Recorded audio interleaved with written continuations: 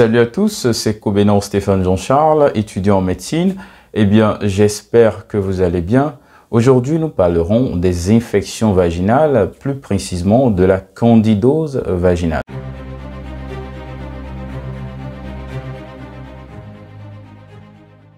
D'abord, il est important de savoir que cette infection est causée par un champignon. Donc, il existe plusieurs types d'infections vaginales, parfois causées par des bactéries ou des protozoaires.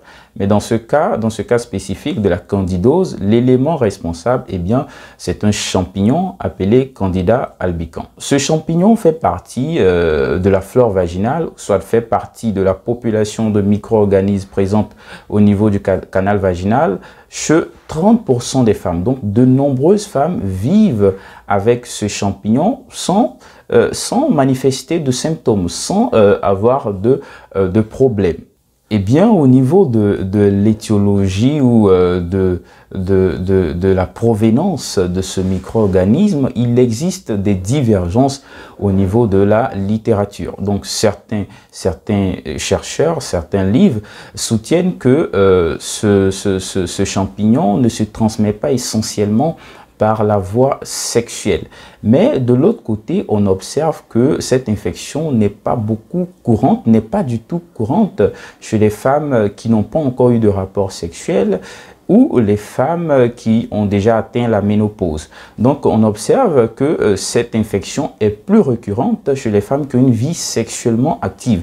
Du coup, il y a cette question qui se pose, mais si la voie sexuelle n'a rien à voir avec cette infection, pourquoi les femmes qui ont une vie sexuellement active ont ces infections de manière répétée? Donc, il y a d'autres chercheurs qui ont fait la relation avec le sexe oral parce que ce champignon est aussi présent au niveau de la bouche, au niveau de la cavité buccale. Eh bien, je disais tout à l'heure que ce champignon fait partie de la flore vaginale, fait partie de la population de micro-organismes présentes au niveau du canal vaginal d'environ 30% des femmes. Mais la question est, mais pourquoi à un certain moment ces femmes-là développent des infections?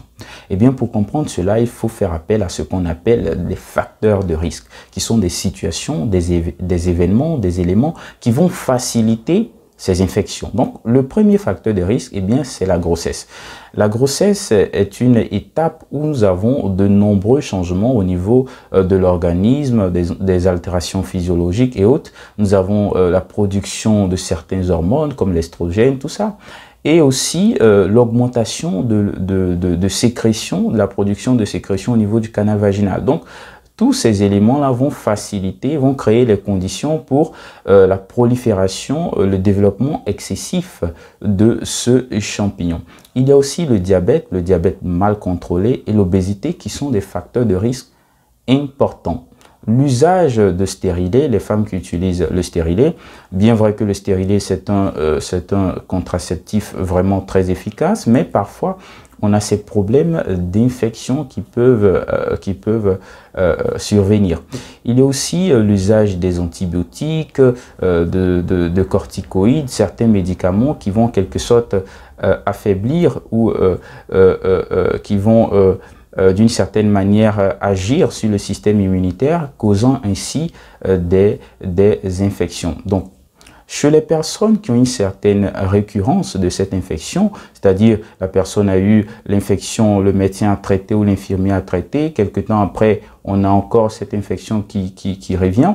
À ce moment-là, il faut parfois penser à l'investigation ou à l'analyse ou à la possibilité d'autres maladies, comme par exemple le VIH qui affaiblissent le système immunitaire du patient.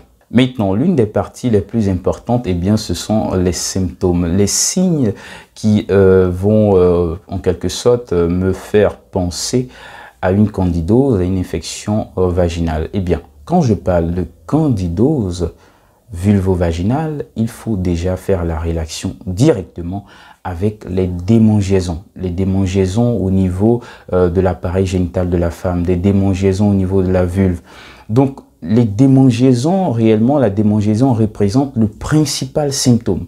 Donc, la femme va en quelque sorte réclamer de démangeaisons parfois légères, mais il y a des cas que ces démangeaisons sont véritablement insupportables. Donc, ce sont des démangeaisons très importantes où la personne cherche à se soulager et cela peut créer des lésions, voilà, une inflammation au niveau de la vulve. Donc, ces démangeaisons-là vont s'intensifier pendant les nuits ou même pendant qu'il fait chaud. Donc, pendant qu'il fait chaud, vous allez sentir ces démangeaisons de manière plus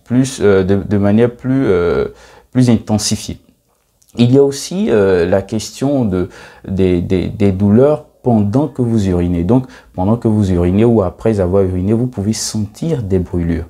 Il y a un autre élément aussi important, c'est la question des douleurs pendant ou après les rapports sexuels, ce qui est appelé de dyspareunie. Donc, vous voyez que c'est un élément qui peut parfois perturber l'équilibre dans le couple, parce que si toutes les fois que la femme a des rapports avec son conjoint, elle sent des douleurs, donc je pense que cela peut, voilà, créer quelques problèmes. Donc, l'autre élément important, c'est la question des pertes blanches. Donc, les gens demandent parfois, mais est-ce qu'il y a des pertes blanches au niveau de la candidose? Eh bien, il existe des pertes blanches, mais ces pertes blanches ne sont pas apparentes. Donc, du coup, vous n'allez pas voir de liquide blanc, voilà, tout ça. Pourquoi? Tout simplement parce que ce liquide-là a un aspect de ce qu'on appelle de grumeux, un aspect de beurre, de lait caillé en quelque sorte, qui est condensé, qui reste au niveau de la paroi du vagin, donc qui reste dans le canal vaginal, qui ne vous permet pas d'observer, de voir ces sécrétions-là. Donc ces sécrétions existent, mais elles ne sont pas apparentes, vous ne pouvez pas les voir. Voilà. Autre élément important aussi, c'est la question des odeurs. Eh bien, au niveau de la candidose, il n'y a pas d'odeur. Il y a des infections vaginales qui causent des odeurs un peu fortes, un peu différentes, mais au niveau de la candidose, il n'y a pas d'odeur. Donc, pour résumer tout ce que j'ai dit, quand est-ce que je dois penser à la candidose? Eh bien, 3 symptômes importants. Premier élément, les démangeaisons importantes, des démangeaisons vraiment insupportable. Deuxième élément, c'est l'absence ou je dirais la présence, mais qui n'est pas remarquable, de ces sécrétions vaginales. Et dernier élément, c'est l'absence d'odeurs différentes, comme on a l'habitude d'observer dans d'autres infections vaginales. Eh bien, qu'est-ce que je dois faire si je suspecte que j'ai une infection vaginale, que j'ai une candidose vulvovaginale? Bien, c'est tout simple. Il faut chercher à voir un infirmier ou un médecin. Il faut vous rendre à l'hôpital. Le traitement, il est très simple, avec des crèmes ou parfois 1 ou 2 comprimés, et le problème est résolu. Voilà, le problème est résolu. Donc, pour éviter des complications dans le futur, il faut vraiment aller à l'hôpital. Donc sur ce, je vous souhaite une santé de fer. Merci et à la prochaine.